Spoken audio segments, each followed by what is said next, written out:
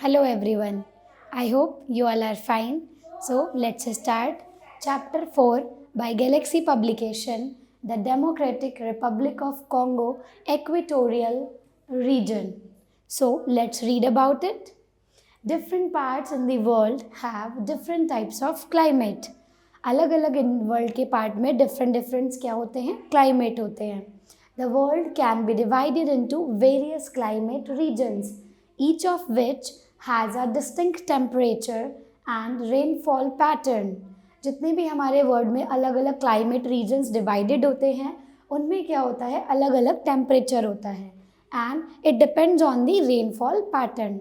We will first study about the equatorial region. सबसे पहले हम किसके बारे में रीड करेंगे, इक्वेटोरियल रीजन के बारे में.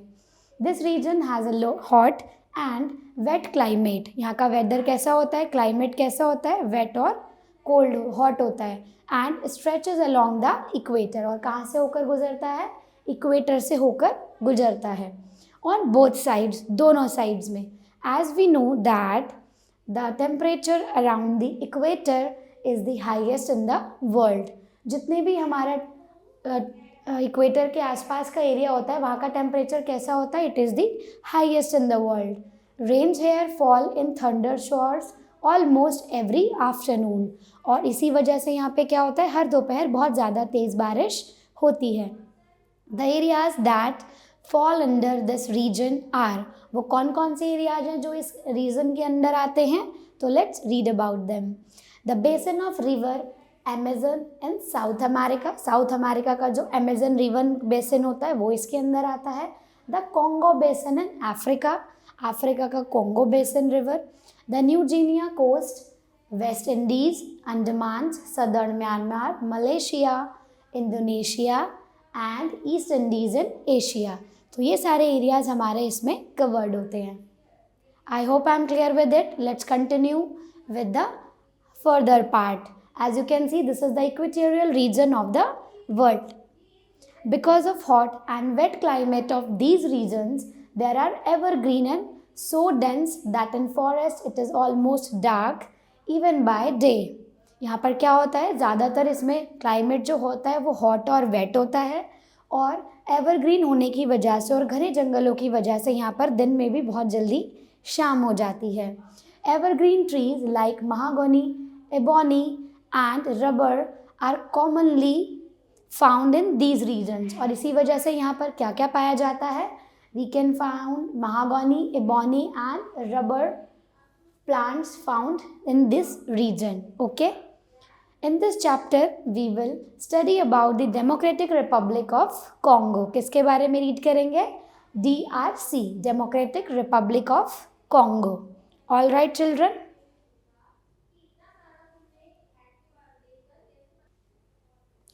Let's read about the Democratic Republic of Congo, DRC. The DRC is the third largest country in the continent of Africa. कौन से कॉन्टिनेंट में पाई जाती है, Africa continent. It was previously called Zaire. इसको हम क्या कहते हैं, Zaire कहते हैं. It is located in the equatorial region between 5 degree north and 13 degree south of the equator, and between 12 degree east and 30 degree west meridians. The largest desert of the world, Sahara Desert. As you all know, Sahara Desert located in Rajasthan. It lies to the north of DRC. और ये कहाँ पर पाया जाता है, democratic reason of Congo के north में पाया जाता है. The equator passes through its north part. और जो इक्वेटर होता है वो कहाँ से होकर गुजरता है, इसके नॉर्थ पार्ट से होकर गुजरता है. The second largest river in Africa, the Congo, flows through the DRC. और इसका जो सेकेंड लार्जेस्ट रिवर है जो अफ्रीका में पाई जाती है वो यहाँ से होकर गुजरती है. Right, let's talk about the climate. वहाँ का क्लाइमेट कैसा होता है. The sun's rays fall vertically over the DRC. जितनी भी हमारी सन की रेज होती है, सूर्य की किरणें होती हैं, वो DRC पे वर्टिकली गिरती हैं. So it is a region of high temperature, इसीलिए यहाँ का जो टेम्परेचर होता है वो काफ़ी हाई होता है. The mornings are warm and sunny, but the noon the temperature becomes high as in the desert region. यहाँ का जो मॉर्निंग का वेदर होता है वो बहुत ही वार्म और सनी होता है। But if we talk about noon, यहाँ का जो टेम्परेचर होता है वो काफ़ी हाई होता है।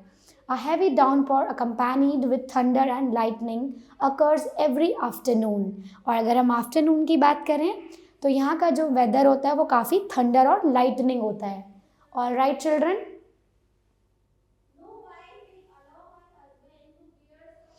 In the evening the temperature becomes down. और इवनिंग में क्या होता है, यहाँ का टेम्परेचर काफ़ी डाउन चला जाता है। Such type of climate is known as equatorial climate. और यहाँ इस तरह के क्लाइमेट को क्या कहते हैं, equatorial climate. Hot and wet throughout the year, जो कि कैसा रहता है, पूरे साल या तो हॉट रहता है या फिर वेट रहता है। Let's talk about natural vegetation. Natural vegetation की बात करेंगे। The high temperature and heavy rainfall in this region support evergreen forest. यहाँ पे ज़्यादातर जो फॉरेस्ट होते हैं वो कैसे होते हैं, एकदम हरे भरे होते हैं, एवरग्रीन होते हैं, right. Plants grow very fast in great variety. और जो प्लांट्स होते हैं वो काफ़ी वेराइटी में यहाँ पर ग्रो करते हैं। About half of the country is covered with thick equatorial forest. और जहाँ तक हमारी कंट्री की बात है तो उसका जो हाफ एरिया होता है वो इक्वेटोरियल फॉरेस्ट से कवर्ड होता है। Bushes, vines and other plants grow so close that they become tangled. क्योंकि जितनी भी हमारी झाड़ियाँ होती हैं, बेल होती हैं और बाकी दूसरे प्लांट्स होते हैं वो आपस में बहुत ही क्लोजली ग्रो करते हैं। The trees are so huge and full of large leaves. जो पेड़ होते हैं वो घने होते हैं और उन पर खूब सारी पत्तियाँ होती हैं। That their lofty tops form almost unbroken cover through which the sun rarely shine. जिससे क्या होता है, जितना भी हमारा कवर्ड एरिया होता है, अनब्रोकन कवर होता है, वो क्या करता है, सन में शाइन करता है। Trees like mahogany, rubber, greenheart, teak, dyewoods, bamboo and all sorts of vines are commonly found here. अगर हम बात करें इन सभी तरह के पौधों के बारे में तो ये सब क्या होता है, कॉमनली वहाँ पर पाए जाते हैं, right children. As you can see this is the natural vegetation of the DRC। Let's talk about the wild life. Yes, now let's talk about wildlife. The rainforest of this region make a natural habitat. जो यहाँ का wild life होता है वहाँ पे क्या होता है, नेचुरल हैबिटेट्स पाए जाते हैं for a large variety of animals, जिसमें सबसे ज़्यादा हमारी एनिमल्स की वेराइटी पाई जाती है। Countless insects and reptiles are found in thick forest. बहुत सारे काउंटलेस रेप्टाइल्स एंड बहुत सारे इंसेक्ट्स होते हैं जो इस तरह के फॉरेस्ट में पाए जाते हैं, right. Big and deadly snakes hang from one branch to another. जबकि बड़े बड़े जो हमारे खतरनाक स्नेक्स होते हैं वो भी यहाँ पर पाए जाते हैं। Like monkeys, rats, tree frogs, tree lizards can be seen in trees. और इस तरह के एनिमल्स हम पौधों पर देख सकते हैं। Antelopes, tigers, jaguars, hyenas, leopards, buffaloes and other fierce beasts are found common in these forests। और इस तरह के जंगलों में बफेलोज, लेपर्ड और बाकी सारे एनिमल्स भी देखने को मिलते हैं। Because of a large variety of wild life the DRC is called the natural zoo of the world. इसीलिए हम DRC को क्या कहते हैं, natural zoo of the world कहते हैं। All right children, let's talk about the people and their life, how they live there. Most of the people of the DRC are black Africans. किस तरह के होते हैं, black Africans. And live in tribal groups. और वो कहाँ पर रहते हैं, ट्राइबल ग्रुप्स में रहते हैं। Bantus comprise of about 2/3 of the total population. और जितना भी हमारा बैंटस होता है it is all about 2/3 of the total population. They are divided into many small groups. और इनको हमने अलग अलग छोटे छोटे ग्रुप्स में बांटा हुआ है। People and their life, right? About 2/3 of the DRC population live in rural areas। जबकि 2/3 of the DRC population कहाँ पर रहते हैं, रूरल एरियाज में, ग्रामीण इलाकों में रहते हैं। And the rest 1/3 in urban areas. और बाकी कहाँ पर रहते हैं, अर्बन एरियाज में रहते हैं। Kinshasa is the largest city of the country. और यहाँ की सबसे लार्जेस्ट कंट्री कौन सी है, Kinshasa. People in rural areas live in houses made of mud, bricks, dried mud and have thatched roof, और यहाँ का जो हाउसेज होता है किस तरह का स्ट्रक्चर होता है, वो मिट्टी की ब्रिक से बने होते हैं, मड से बने होते हैं, और उनकी जो रूफ होती है वो बहुत ही थैट्स्ड होती है। Some rich families live in houses with metal roofs, और बहुत सारी जो रिच फैमिलीज होती हैं वो मेटल रूफ से बने हुए घरों में रहती हैं। People that live in the thickest part of forest are called the pygmies, और इनको हम क्या कहते हैं, जितने भी लोग हमारे सबसे थिकेस्ट पार्ट में रहते हैं फॉरेस्ट के, उनको हम कहते हैं pygmies, right. You can see pygmies of the DRC। They are a primitive and native tribe of the DRC, और ये DRC के सबसे मेन ट्राइबल ग्रुप्स में कहलाए जाते हैं। They are not taller than a metre and half, और वो 1 मीटर से ज़्यादा बड़े नहीं होते हैं, right. They are of dark complexion, और वो कैसे होते हैं, उनका कॉम्प्लेक्शन बहुत डार्क होता है। Their way of life is suited to live in equatorial forest, और उनका जो रहना सहना होता है वो बिल्कुल इक्वेटोरियल फॉरेस्ट से मैच करता है, राइट, उन पर सूट करता है। Now we will read about they are excellent hunters, they are excellent hunters and hunt big animals with bows and arrows। वो क्या करते हैं, वो बहुत अच्छे से एनिमल्स को हंट करते हैं अपने तीर अंदाजी से, right. They also trap animals with hidden nets made of vines and creepers. वो क्या करते हैं, एनिमल्स को अपने छुपे हुए जाल में फंसा लेते हैं, जैसे कि वाइन से बनी होती हैं और क्रीपर से बनी होती हैं, ठीक है। The pygmies love dancing and singing, pygmies को डांस करना और सिंगिंग करना बहुत पसंद होता है। They dance to the beats of loud drums, और वो ड्रम की लाउड बीट पर बहुत अच्छे से डांस करते हैं। They have a peculiar language of their own, अपनी खुद की उनकी एक पिकुलियर लैंग्वेज होती है। Sometimes they visit near by villages and talk through science and gestures, कभी कभी वो क्या करते हैं, कुछ विलेज वाले एरियाज़ में, अपने नियर बाय वाले एरियाज़ में जाते हैं और वहाँ पर साइन और जेस्चर्स के बारे में बात करते हैं। Their primitive way of living is disappearing title by title.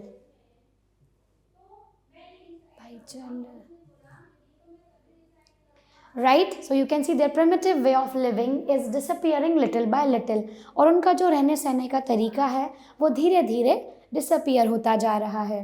Now we will read about the agriculture part, किस तरीके से वो लोग एग्रीकल्चर करते थे, खेती किया करते थे।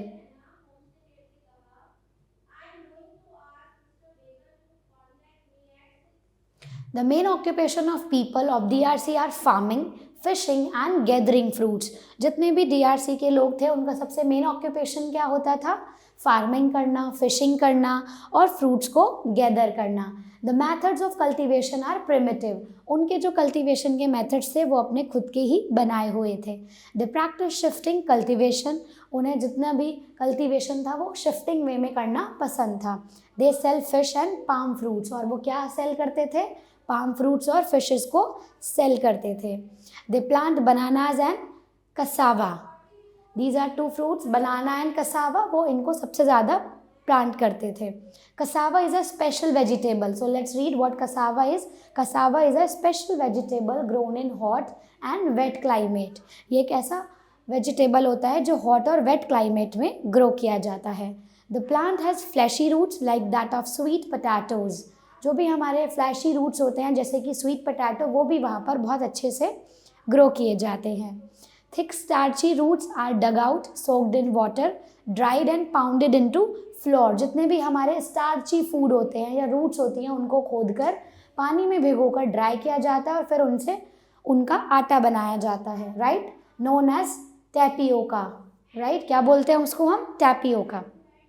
Groundnut, maize, yams and vegetables are also grown to this land, और ये सब भी यहाँ पर ग्रो किया जाता है।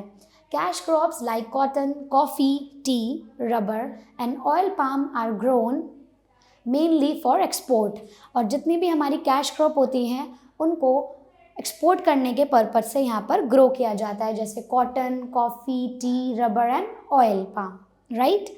Rubber grows naturally but the tapping of latex is very difficult. जितना भी हमारा ग्रो नेचुरली ग्रो किया जाता है, जैसे कि मिल्की वाइट मटेरियल होता है हमारा, वो बहुत ही ज़्यादा डिफ़िकल्ट होता है। All right children, the DRC is very rich in mineral resources. DRC में क्या पाया जाता है? बहुत ज़्यादा मिनरल्स पाए जाते हैं। The important minerals that are mined include, जितने भी हमारे इंपॉर्टेंट मिनरल्स होते हैं उनमें हम क्या क्या इंक्लूड करते हैं? Let's read about them. It includes cobalt, cadmium, manganese, zinc, uranium, copper, gold, tin, silver, diamond and coal. ये सारे जितने भी हमारे मिनरल्स होते हैं वो इस DRC में इंक्लूड होते हैं। Most of the income comes from the export of these minerals, और सबसे ज़्यादा क्या होता है? जब हम इनका एक्सपोर्ट करते हैं उससे हमें सबसे ज़्यादा इनकम प्राप्त होती है। Now we will read about industry. The major industries in the DRC are textile, cement, tobacco, paper, chemicals and soap. जितनी भी हमारी मेजर इंडस्ट्री है उसमें या तो टेक्सटाइल होती है, सीमेंट, टोबैको, पेपर, केमिकल और सोप की इंडस्ट्री को हम इंक्लूड करते हैं। These industries are located in Kinshasa, Lubumbashi, Kisangani, Jadotville and Matadi. These are the names of some places. The thousands of people work in these industries, और यहाँ पर हज़ारों की तादाद में लोग वर्क करते हैं। Now we will read about the transportation part of this chapter. Right children? Let's see. Major cities and industry centers are being connected by railways and roads. जितनी भी हमारी बड़ी बड़ी cities और industry center होते हैं वो रेलवे और रोड से कनेक्टेड होते हैं। The DRC also has a well developed air transport system.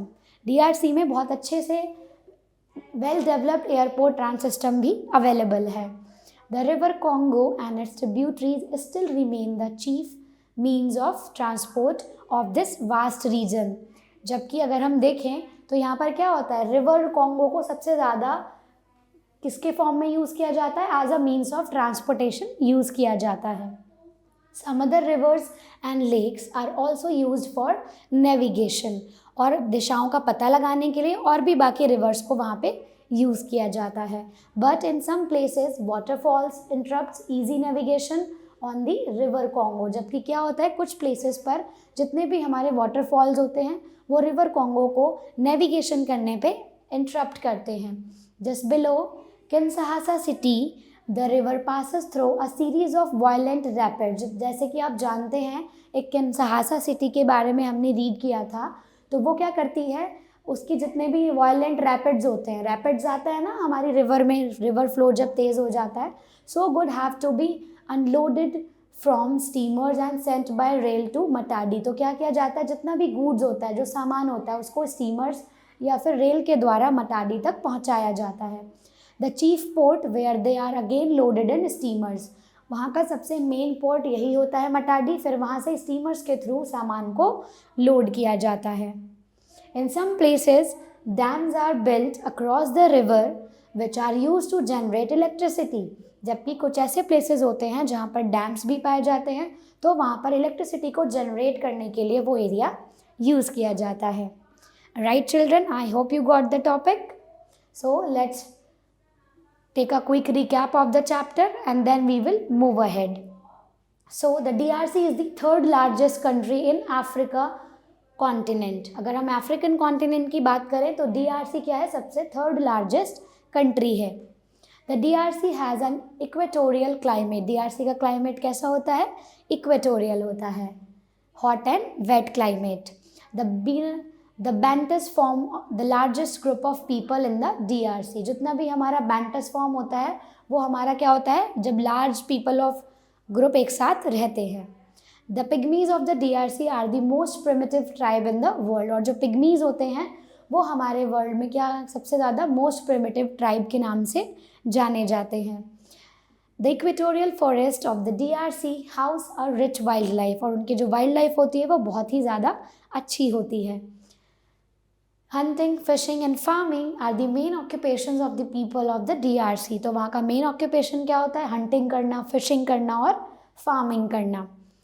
Waterway and railways are the chief means of transport in the DRC। और DRC में हम ट्रांसपोर्टेशन के फॉर्म में क्या यूज़ करते हैं? या तो हम वाटरवे को यूज़ करते हैं या फिर रेलवे को यूज़ करते हैं। Right children, so let's check your progress, how much you got from this chapter. Now we will continue with check your progress part. Right students? So let's discuss the answer of these exercises together. The climate and vegetation of the DRC is quite similar to that of the in India. किसके accordingly रहता है? राजस्थान के, केरला के या फिर हिमाचल प्रदेश के. So you have to tell. The right answer will be Rajasthan here. The capital city of the DRC is. हमारी DRC की capital city क्या होती है? किशनगंज, जोडोटविले या किन्शहासा. तो हमने रीड किया था उसकी कैपिटल क्या होती है? Kinshasa, right? Kinshasa. The cassava vegetable grown in the DRC is like. जो कैसावा हमारी वेजिटेबल होती है वो किसकी तरह दिखती है? स्वीट पटाटोज की तरह. किसकी तरह होती है? स्वीट पटाटोज की तरह. The chief port in the DRC is. और DRC का सबसे चीफ पोर्ट क्या होता है? Matadi, right? Bantus comprise of about how much percent of the population? तो कितना होता है आपका? 2/3 population of the DRC. Right children? Let's continue with fill in the blanks and true false of this exercise. The DRC is completely covered with which kind of forest? Dense forest. Right children? So answer will be dense forest. The river Congo is the dash river in Africa. जो river Congo है वो सबसे कैसी river है हमारी? Main river of Africa. Okay children? The life of people of the DRC is. DRC के लोगों की जो life होती है वो कैसी होती है? Right? Then you have to find out the answer. Most of the DRC's income comes from the export of. और जितने भी DRC के रहने वाले लोग होते हैं उनकी इनकम सबसे ज़्यादा किस चीज़ से होती है? वो किस चीज़ का एक्सपोर्ट करते हैं? Right? The DRC is the largest producer of. और DRC किस चीज़ में सबसे ज़्यादा लार्ज प्रोड्यूसर कहलाता है? Right? That we will discuss again. We will talk about true false of this exercise. The DRC has a temperate climate. क्या DRC का जो climate होता है वो temperate होता है? Yes. So it is hot and wet. So we can see it is a true statement. Right children? We will write true over here. The mornings in the DRC are very hot and sunny. क्या जो हमारी DRC की mornings होती हैं वो बहुत ही hot और sunny होती हैं? Yes, again it is a true statement. The DRC became an independent country in 1885. क्या जो हमारी DRC थी वो 1885 में एक independent country बन चुकी थी? That you have to answer in the chapter. Thanks for watching this video.